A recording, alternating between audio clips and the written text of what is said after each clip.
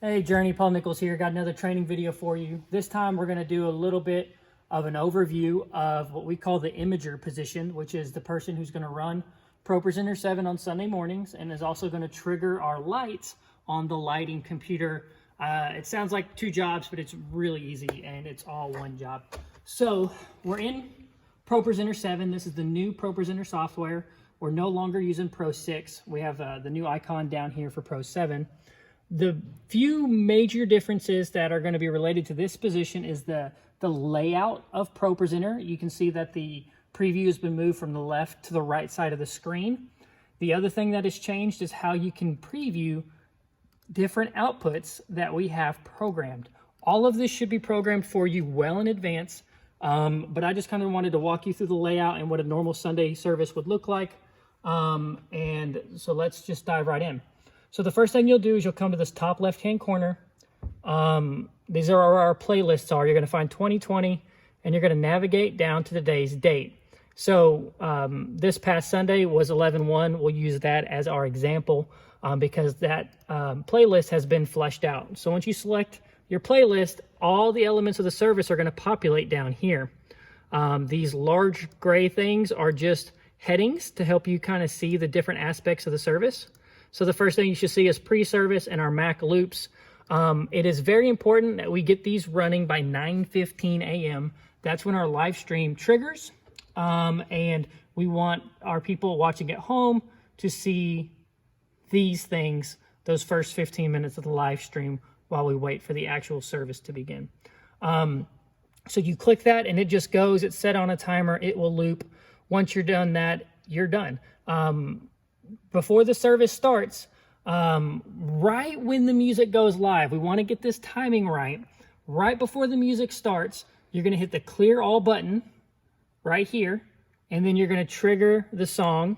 You're going to click the slide to get it the background. You're going to click the first round of lyrics, and that's going to get our lyrics projecting on the screen like you can see over there.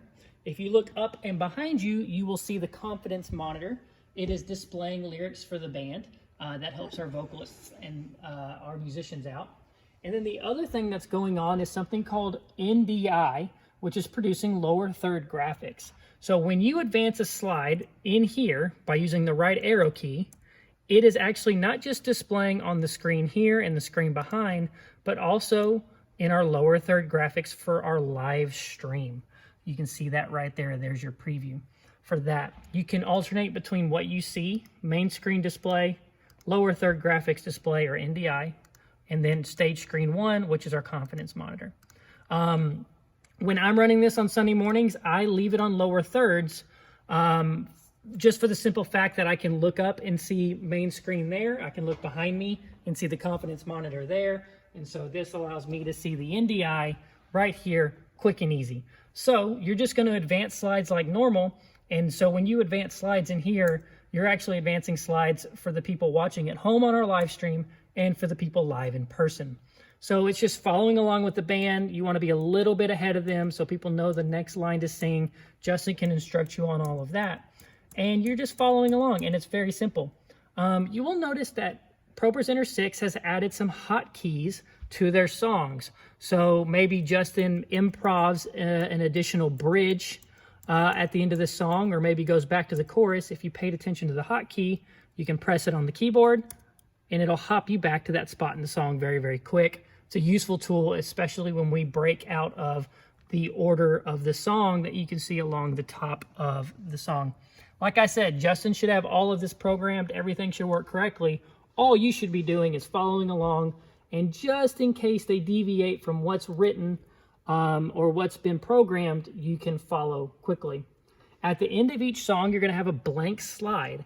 We do want that blank slide to display what is called our CCLI information. This is something we have to display after every song by law. It's the copyright information. In between every element on Sunday morning is a clear all button I created. Please click it between everything we do. That kind of resets the palette and makes sure that no programming lingers from one element into the next. It's all programmed fresh. So when you click the first slide of any element, you see these little icons. These are different actions that are pre-programmed to trigger. This is telling ProPresenter where to display and how to display our content. And then as you click, you will see that it's working just like the other song. Whenever you get down to the message, we're going to skip down ahead in the series. We're going to hit clear all. We're going to click the first slide in the series. And then after that, whoever is speaking is going to take over, and they are going to control slides using a clicker. They will control the slides, and they can advance slides by clicking. It is possible this fails, something happens, so you can't just disappear altogether. Stay plugged in, stay paying attention to the sermon, and just in case the teaching pastor has a need, they might holler at you if something goes wrong. After the service, after the message, hit the clear all button, and usually there's a song that's going to follow up at the end of the service. When the service is over, clear all. At the very end, the last thing you should see is our post-service Mac loop. Get that running again, so while people are hanging out in the room and while people are hanging out in the live stream, they are seeing our announcements again. So while you're doing this job, what we're going to be doing on this computer over here is very, very simple. You're going to match the title of the song to the song you are displaying the lyrics for, and all you're going to do is press that button, and the room will trigger and the lights will change for that song. Very, very simple. If you hit the little green button, you want to make sure that the previous setting is completely gone when you hit the release button. And you're just going to move down the playlist. This is for when we're greeting one another. This is for the song Lion and the Lamb. And so you're just only touching the button over here when those songs start or when the message starts. We do want to be sure that we have the message lighting turned on while Mitch is preaching or when whoever is speaking. And at the end of the service, use the exit button. So you hit the exit button and the lights will come up. So the last thing I want to show you is this iPad right here. This is going to be a little display for you to see what's happening on the live stream. The passcode is 2000. There's not a lot on this iPad, but what we're going to do is we're going to run Facebook. Inside of Facebook, we have a person created named Journey Joe, who's not anybody in real life, but will allow us to preview the service. So once you're in here, if you go to Menu and hit the Journey Bible Fellowship, on a Sunday morning, one of the first things you'll see on this list is our live stream under videos. And what you're going to do is you're just going to hit play, pretend this is a live stream like this was, and now you have a reference point for the Sunday morning worship. So we definitely don't want the volume on this iPad, so we'll make sure that the volume is turned all the way down and we're not accidentally playing the music again that people are hearing. Keep in mind, what you see on this live stream is anywhere between 15 and 30 seconds behind what's happening in the room. Do not use this as a reference point to make adjustments in real time. It's going to take 20 to 30 seconds before you see any changes you make appear on this screen. But what you can do is you can say, yes, the lights look good, the cameras are displaying properly, I see my lower third graphics, everything is working, and the people at home are getting a good visual.